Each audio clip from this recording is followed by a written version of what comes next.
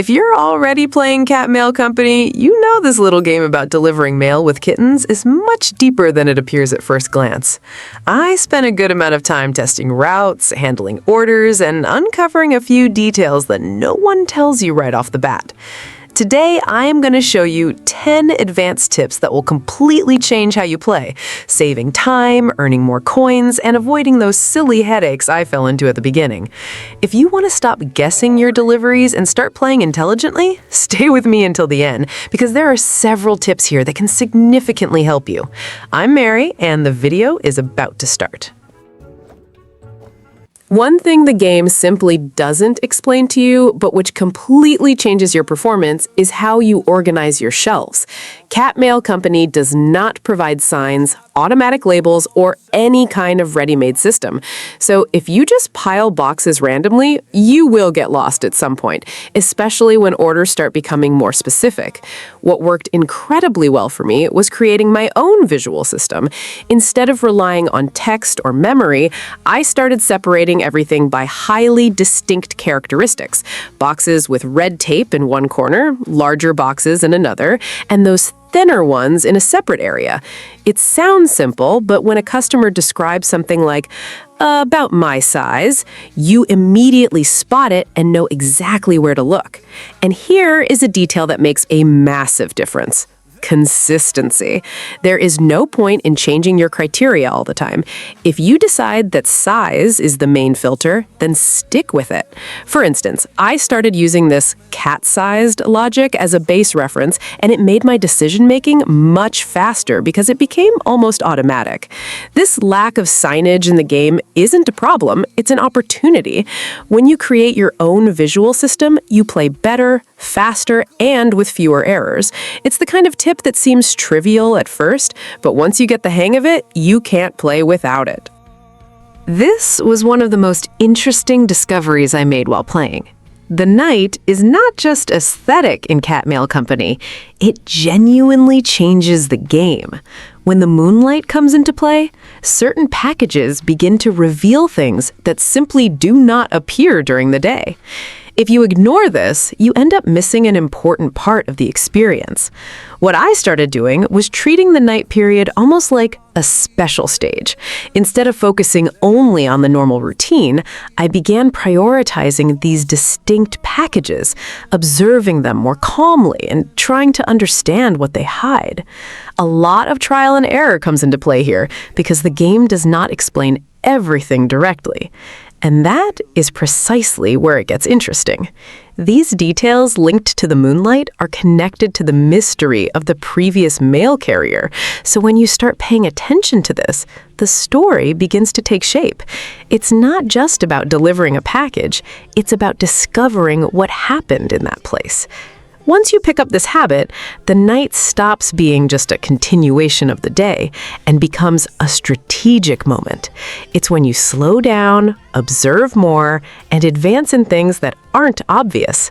Honestly, it's one of the coolest parts of the game once you start noticing these changes.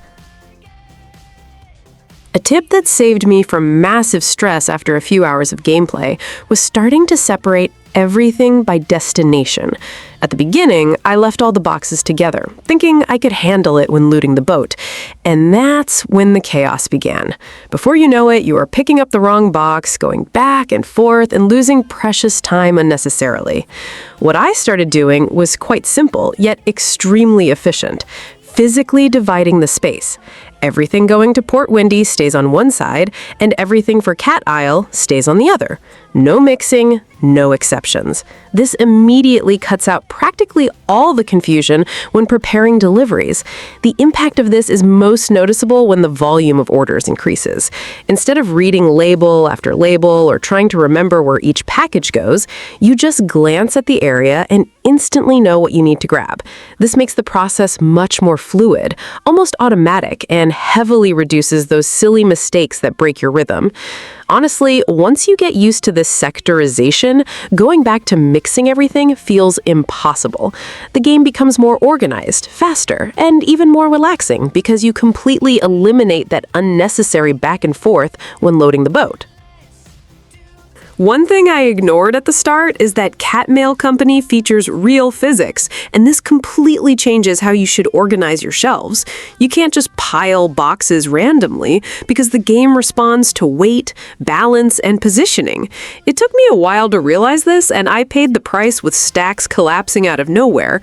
Once it clicked, I started treating vertical space with more care. Large, heavy boxes always go at the base, creating a solid structure, and only then do I stack smaller, lighter items on top. Those padded envelopes, for example, I leave in more accessible areas, almost like quick slots, because they're the ones you grab the most on a daily basis.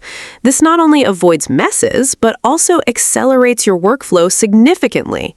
When everything is stacked correctly, you don't need to constantly reorganize or deal with irritating falls. And since the game rewards efficiency, this type of organization directly impacts your performance. Once you start utilizing vertical space well, it feels like your warehouse grows without you needing to expand anything. It's one of those simple shifts in mindset that make everything cleaner, faster, and much more satisfying to play. This is one I learned the hard way. Ignoring box weight causes real problems in the game. In the beginning, I thought it was just aesthetic, that it didn't make that much of a difference, until I started seeing damaged packages in the summary of the next shift. There is no excuse for that. It was purely an organizational error. The trick is to pay attention to what the scanner shows. When you use the X-ray, it basically hands you the information the game won't repeat later, what is heavy and what is fragile. If you place a heavy box on top of a fragile package, you can be sure that it will turn out badly later. Once I started respecting this rule, everything became more stable. Heavy always goes on the bottom, fragile always stays protected on top or in separate areas. It sounds obvious when stated like this, but in the rush of deliveries, it's very easy to ignore it and just stack on autopilot.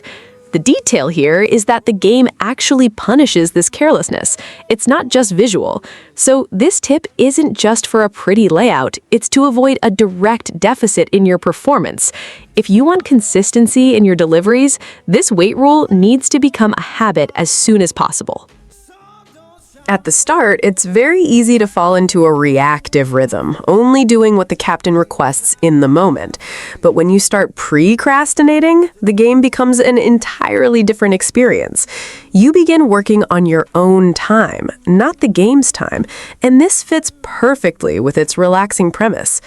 I noticed that the quiet moments at the counter aren't pauses, they're opportunities. Instead of waiting around for the next order, you can already get everything ahead of time. Weigh the packages, apply the right stamps, separate them by destination. When the captain finally requests something, it's practically already solved. It's almost as if you are always one step ahead. The most interesting part is that this isn't just about efficiency, it's almost a philosophy within the game. Since there's no time pressure, you don't need to rush, you need to organize. And when everything is already prepared, the sense of flow is excellent. You enter a calm, automatic state where everything simply fits.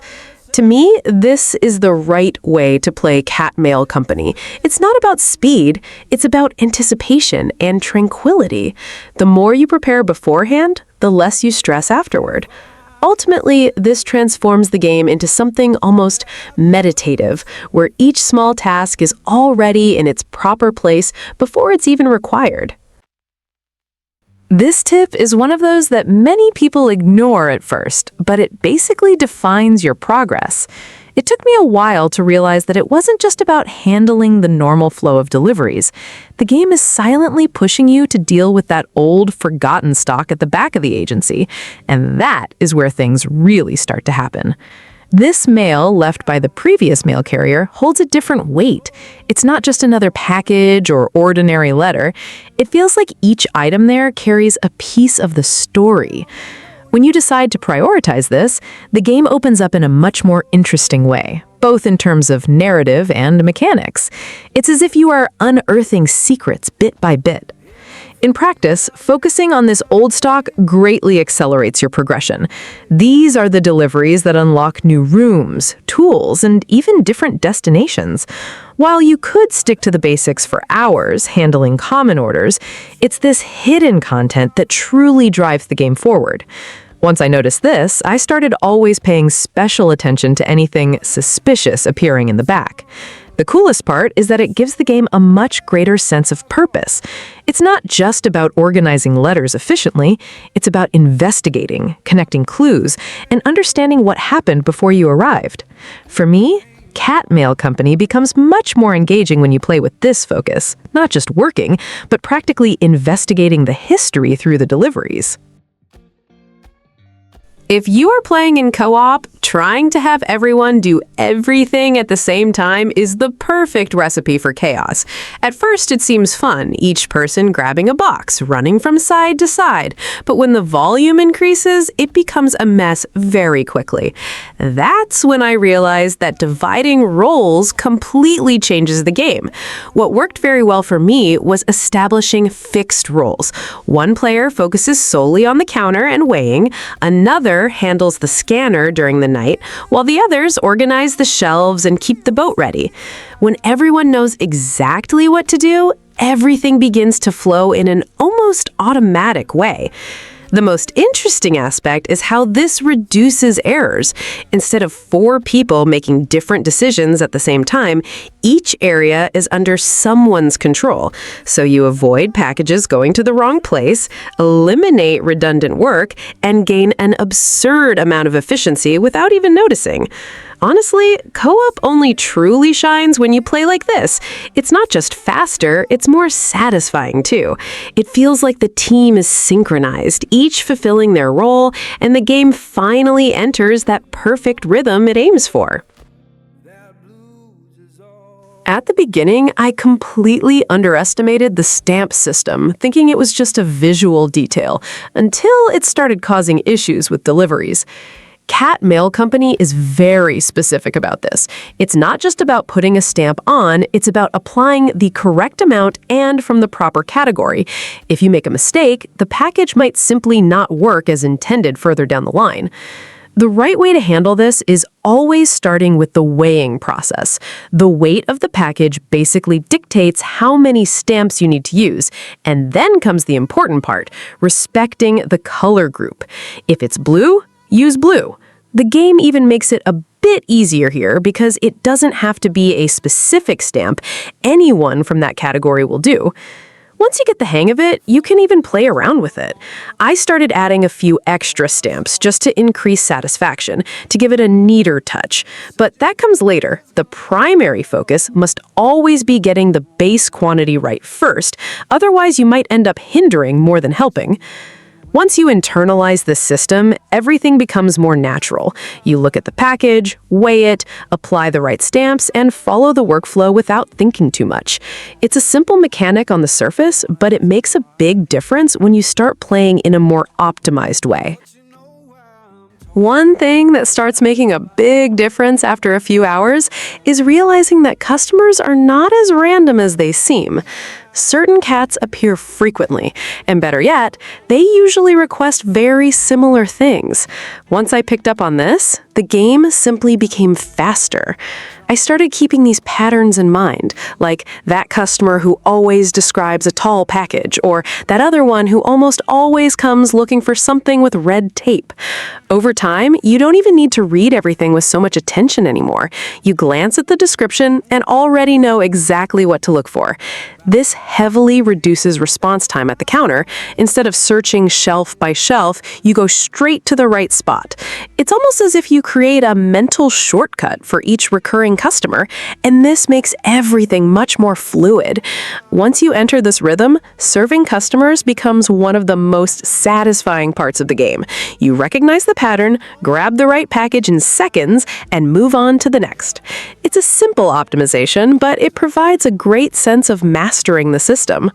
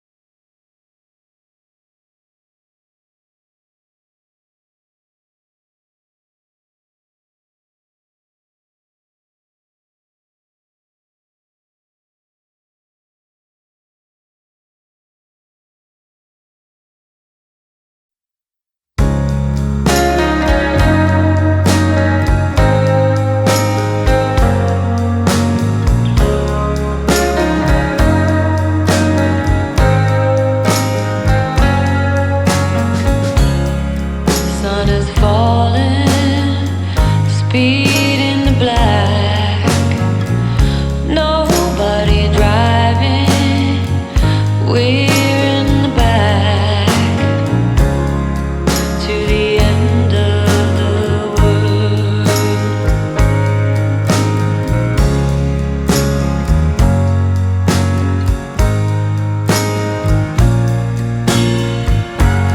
Tides will rise, tides will fall.